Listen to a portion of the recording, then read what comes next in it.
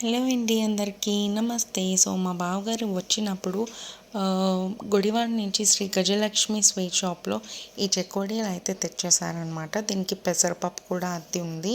And మేము taste చేస్తామని మామయ్య గారు మా అందరి కోసం కూడా కొన్నారు.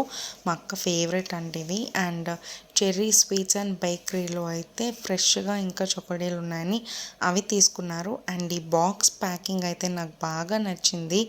అండ్ ఇందులో అయితే ఐస్ క్రీమ్ స్వీట్ అయితే ఉంది. సో మా శ్రేయాంశి అయితే అదే తింటుందన్నమాట.